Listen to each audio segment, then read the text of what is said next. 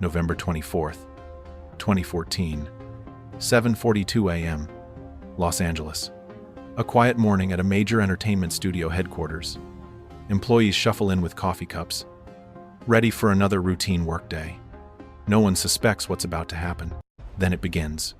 Computer screens flicker across the building. A blood-red skeletal figure appears on every monitor. Black background. The words "hacked by number GOP" burn into the displays. This is not a drill. A chilling message accompanies the digital skull. We've already warned you. This is just the beginning. The text scrolls with menacing precision. We've obtained all your internal data. If you don't obey us, we'll release it to the world. Within minutes, panic erupts. Phones ring off the hook in the IT department. Files become inaccessible. Computers shut down one by one. A digital plague sweeps through the corporation. One executive stands frozen in front of her monitor. The threatening skull splash page reflects in her glasses. Her inbox won't open. Confidential files have vanished. Years of work gone in seconds. I can't log in. A frightened employee shouts across the floor. Everything's gone. This is not a movie plot. This is a real cyber attack. One of the world's largest entertainment companies is under siege. Over the next few hours, technicians discover the horrifying scope. Roughly 3/4 of the company's servers and computers have been destroyed, or rendered completely inoperable. The damage is catastrophic. Payroll systems, email servers, financial records, all wiped clean or locked behind unbreakable encryption. The digital backbone of a billion-dollar corporation shattered in a single morning. The perpetrators call themselves the Guardians of Peace. But investigators will soon trace the attack to an unexpected source. A source that will shock the world. This hack goes down as one of the most devastating corporate cyber attacks in history. Its impact ripples far beyond Hollywood. The consequences will reshape how the world thinks about digital warfare. The hackers leak thousands of sensitive files. Unreleased movies hit torrent sites. Private emails between executives surface online. Embarrassing, damaging, unstoppable. Then comes the threat that changes everything. Violence against theaters unless the studio cancels a controversial comedy. A film mocking a foreign dictator. The stakes just went from corporate to physical. Under immense pressure, the studio pulls the film from major theaters. A chilling precedent. Cyber terrorism successfully curbing free speech. A dictator's digital reach extending into American cinemas. Within weeks, intelligence officials publicly accuse a hostile foreign nation of orchestrating the attack. An unprecedented moment. A cyber assault forcing a global confrontation between superpowers. But to those watching this isolated nation closely, it's not a complete surprise. The secretive cyber army of this hermit kingdom had been active long before those servers melted down, operating from the shadows. This elite unit has penetrated banks across continents, stolen hundreds of millions of dollars, sown chaos in systems worldwide. They are ghosts in the machine. Their missions range from espionage to financial crime to outright digital sabotage. No target is off limits. No firewall is safe. They strike without warning and vanish without trace. How did an isolated, impoverished nation quietly become a surprising cyber superpower? The answer lies decades in the past. A strategic decision that would reshape global security. Despite chronic blackouts and virtually no internet access for ordinary citizens, this regime began pouring resources into cyber warfare in the late 1990s. A calculated gamble on asymmetric power. The military intelligence arm established dedicated hacking units. One division became the home of the country's most talented computer experts. An elite digital army in the making. These hackers are not underground activists or rogue criminals. They are handpicked, highly trained officers. They enjoy special status in their society. They are soldiers of a different kind of war, identified as teenagers for their exceptional aptitude. They attend elite academies, 5 years of intensive training, learning to infiltrate the world's most secure computer systems. Those who excel join the elite cyber unit. They become part of a pampered class. In a nation where millions struggle for basic necessities, these digital warriors live like royalty. Luxurious apartments, cash bonuses, praise from the highest levels of government. For the regime's leaders, cyber warfare is the perfect weapon. High impact, low cost, plausible deniability. The strongest weapon is cyber, one defector revealed in a rare interview.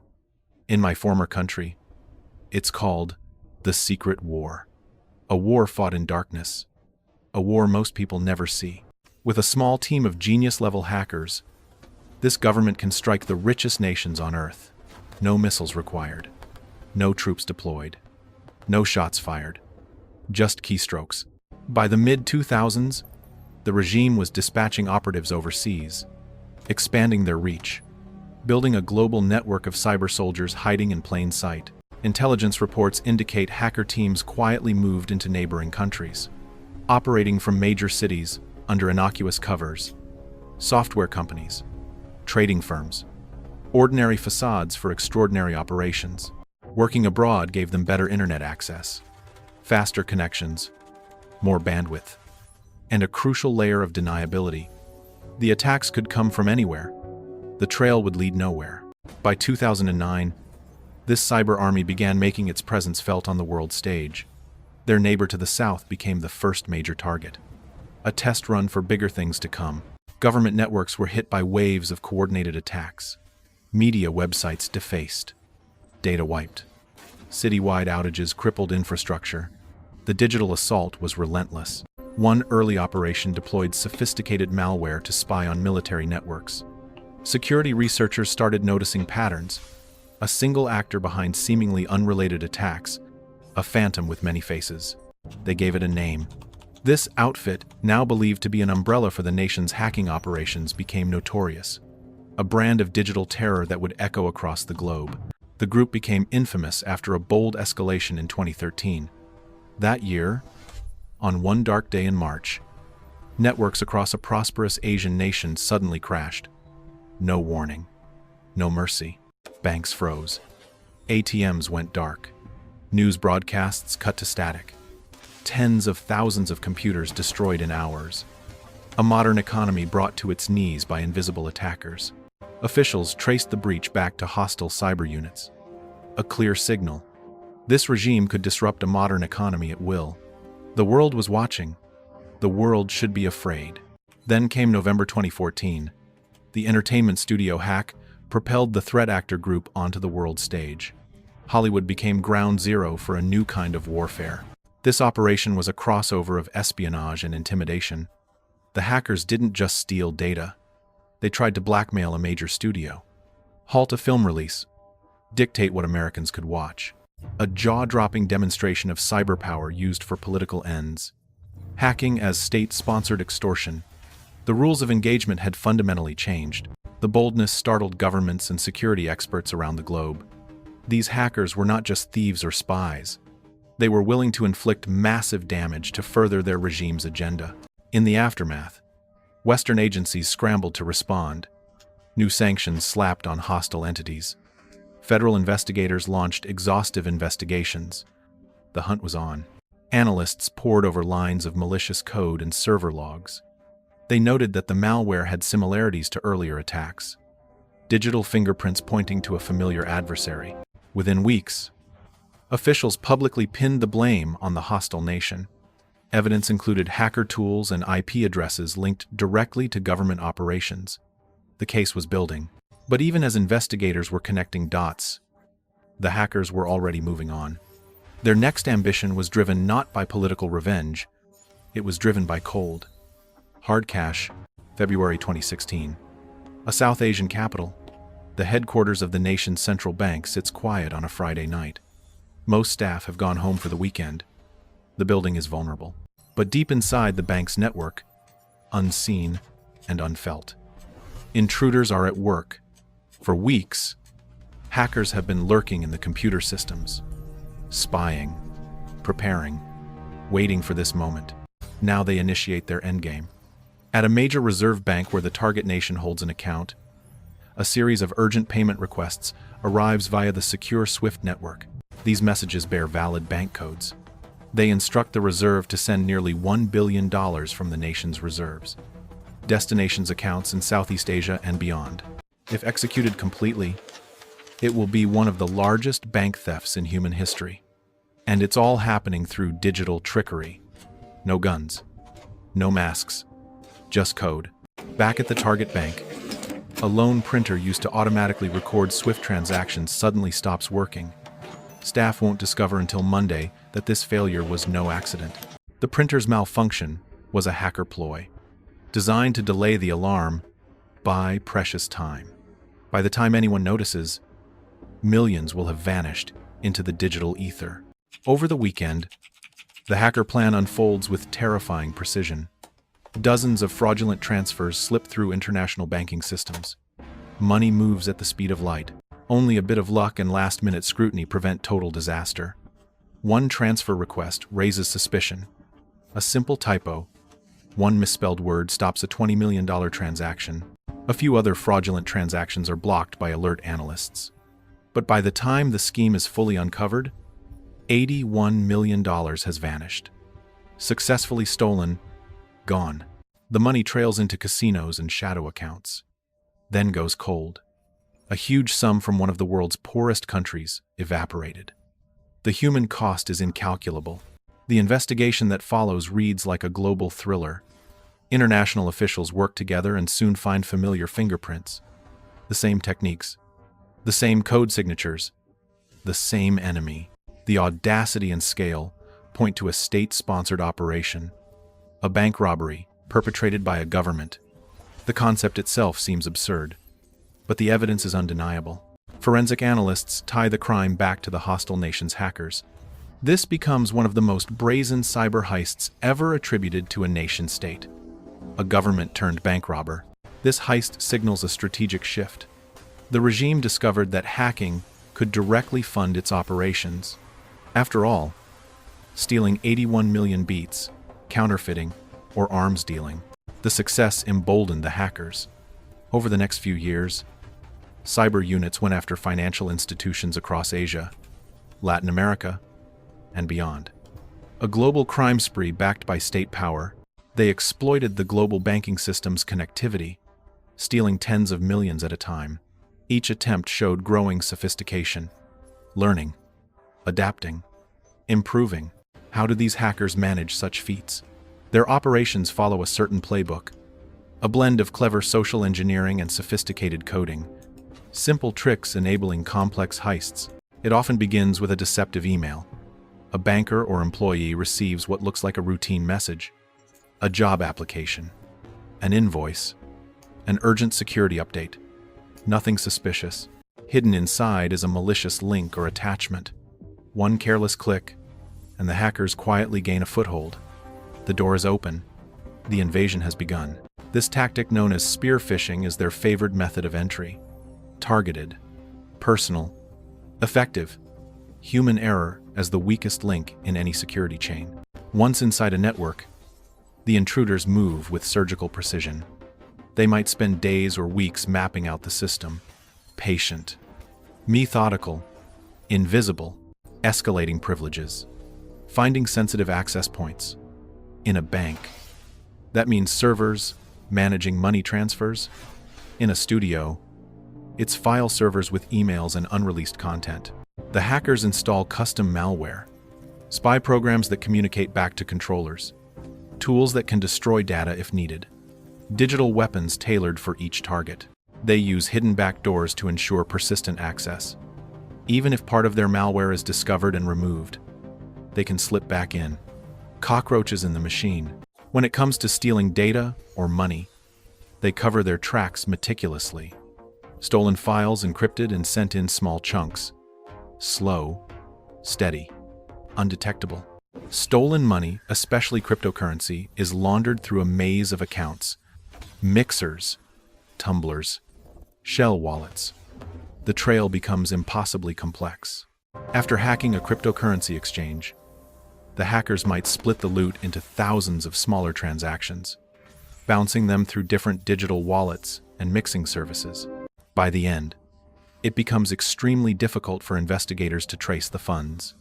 They essentially wash the money through cyberspace, then convert it to untraceable assets for the regime. Each attack is like a covert mission. Like any skilled spies, the hackers communicate via encrypted channels, route their connections through multiple countries. Ghosts on the wire. They operate mostly from their home nation with some bases abroad, but they bounce internet traffic through compromised servers on other continents. A bank might think the thief is in Europe, or Asia, or anywhere, until the trail is painstakingly tracked back to the true origin. Hours of forensic work to follow breadcrumbs across the globe. Even then, certainty remains elusive. Despite their best efforts to mask identity, the group's exploits developed a signature. Cyber analysts note similarities in code, peculiarities in file naming. Patterns emerge from chaos. Over time, these digital breadcrumbs allow experts to attribute many seemingly unrelated incidents to the same actors. A web of attacks, all connected by invisible threads. The real-world consequences have been profound. In the entertainment studio hack, a corporation suffered tens of millions in losses. An industry woke up to a new threat. A dictator's displeasure had become a digital sword, hanging over free expression, forcing creative decisions, proving that no one is safe from a determined cyber adversary. The bank heists triggered alarms across the financial world. Institutions worldwide rushed to shore up security. How could a national central bank be so vulnerable? The question demanded answers. A central bank governor resigned amid the fallout. Careers destroyed. Trust shattered. The incident forced fundamental changes in how banks handle international transfers. Greater international cooperation emerged to secure financial networks. New protocols. Enhanced verification. The SWIFT system underwent its most significant security overhaul in decades. Then came May 2017.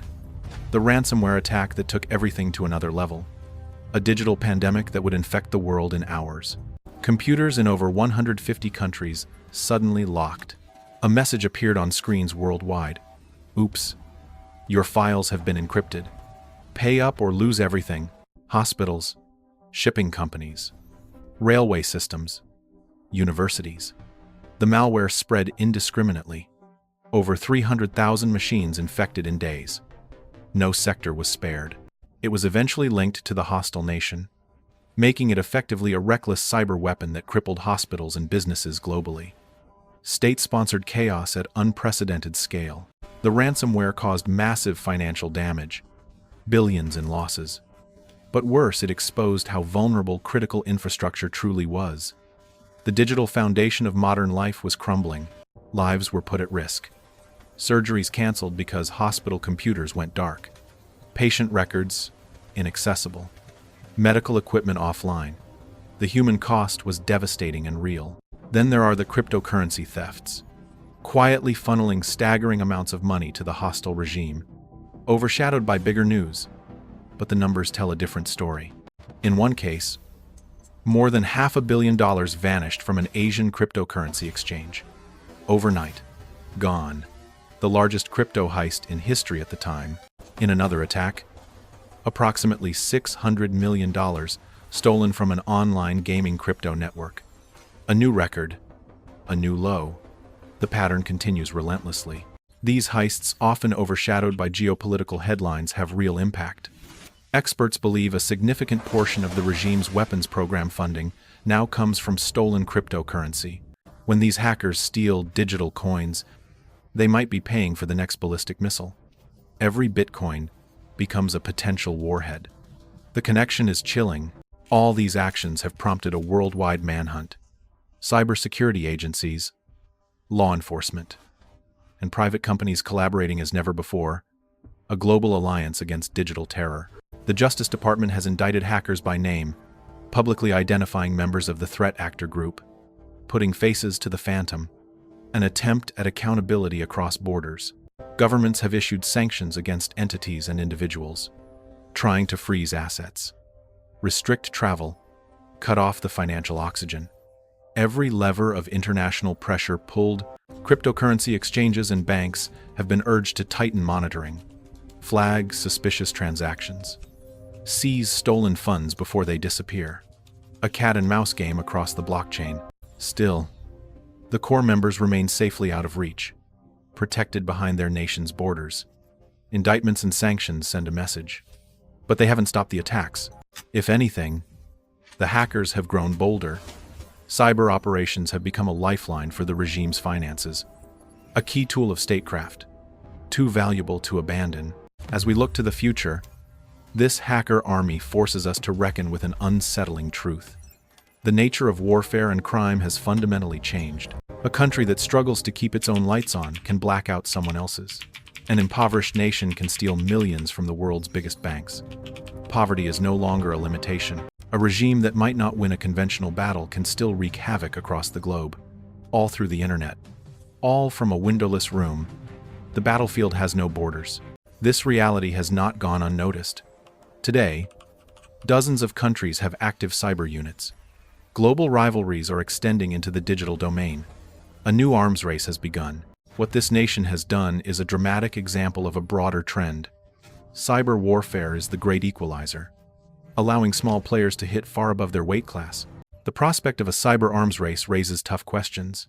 How do we defend against attacks that come at the speed of light, with no warning, from unseen perpetrators? What constitutes an act of war in cyberspace? Stealing money, stealing secrets, shutting down a power grid. Where do we draw the line? Who decides? There are no clear rules yet. International law struggles to keep pace with technology. The hackers operate in a gray zone, exploiting every ambiguity, every gap in governance. In the hostile nation's capital, cyber operations are celebrated internally. The hackers are heroes, praised by the highest levels of leadership. Their victories are state victories. Picture a young programmer in a windowless room, writing code that will unleash chaos in faraway places. No one outside will ever know his name or see his face, but his keystrokes can shake nations, topple executives, empty bank vaults, cancel surgeries. A single individual with the power of an army? It's a form of power that was science fiction just decades ago. As this story comes to a close, we are left with a mix of awe and unease. Awe at the ingenuity, the audacity, the sheer technical brilliance of how these hackers execute their missions. The world has entered a new kind of Cold War, fought not with nuclear missiles but with lines of code.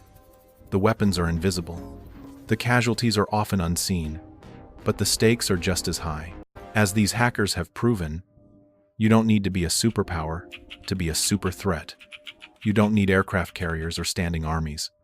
You need talent, patience, and a keyboard. The shadowy figures behind screens have already changed the rules of the game, rewritten the playbook of international conflict, demonstrated what asymmetric warfare truly means in the 21st century. The question that remains is not whether another attack will come. It will. The question is, are we ready for what comes next?